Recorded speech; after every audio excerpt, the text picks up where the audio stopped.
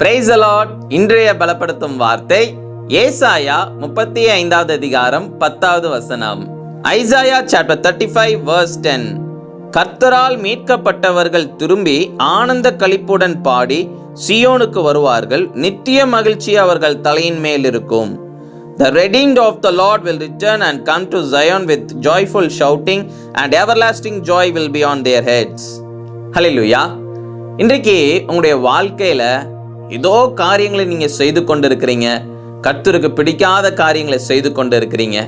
இந்த நாள்ல நீங்க மனம் திரும்பினீங்க அப்படின்னா, ஆண்டவரே என்னை நீங்க ரட்சிங்க அப்படின்னு சொல்லி நீங்க ஜெபம் பண்ணீங்கன்னா, கர்த்தர் உங்களை மீட்டு கொள்வார், உங்களுக்கு விடுதலையை தருவார். நீங்க கர்த்தரிடத்துல நீங்க திரும்புகின்ற பொழுது நீங்க சந்தோஷத்தோட சமாதானத்தோட நீங்க இருப்பீங்க, ஆனந்த களிப்புடன் இருப்பீங்க.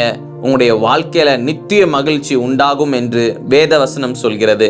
அப்ப இந்த நாள்ல உங்க வாழ்க்கையில நீங்க செய்து கொண்டிருக்கிற காரியங்களை நீங்க யோசிச்சு பாருங்க. கர்த்தருக்கு பிரியமுள்ள ஒரு வாழ்க்கை தான் வாழ்ந்து கொண்டிருக்கிறீங்களா? கர்த்தருக்கு பிடிக்காத காரியங்களை செய்து கொண்டிருக்கிறீங்களா? பாவமான காரியங்களை செய்து கொண்டிருக்கிறீங்களா? பெருமையோட வாழ்ந்து கொண்டிருக்கிறீங்களா? யோசிச்சு பாருங்க.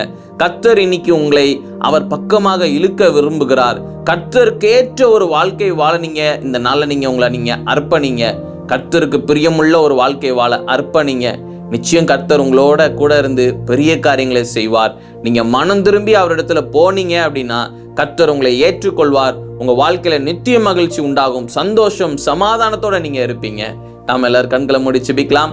எங்களை நேசிக்கிற நல்ல தகப்பனே, ஆண்டவரே இயேசுப்பா, பிள்ளைங்க இந்த நாள் ஆண்டவர் எல்லா காரியங்களையும் ஆண்டவரே இயேசுப்பா விலக்கி வைத்து ஆண்டவரே இயேசுப்பா மனம் திரும்பி உங்களிடத்துல வராங்க. நீங்க பிள்ளைங்களை ஆண்டவரே இயேசுப்பா ஆசீர்வதிங்க, பிள்ளைங்களோட பேசுங்கப்பா. ஆண்டவரே இயேசுப்பா சந்தோஷத்தையும் சமாதானத்தையும் கொடுத்து ஆசீர்வதிங்க, மகிமைப்படுங்க. இயேசுவின் மூலம் ஜெபிக்கிறோம் பிதாவே. ஆமேன், ஆமேன், ஆமேன்.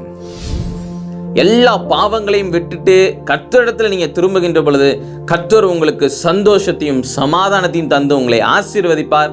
உங்களை அநேகருக்கு ஆசீர்வாதமான ஒரு பாத்திரமாக மாற்றுவார். அதனால எதை குறிச்சு இனி சோர்ந்து போகாதீங்க. கர்த்தர் உங்களோட கூட இருக்கிறார். அவர் நிச்சயம் உங்களை உயர்த்தி வைப்பார், உங்களை சந்தோஷமாக வாழ வைப்பார், உங்களை கொண்டு பெரிய காரியங்களை செய்வார். God bless you. Have a wonderful day.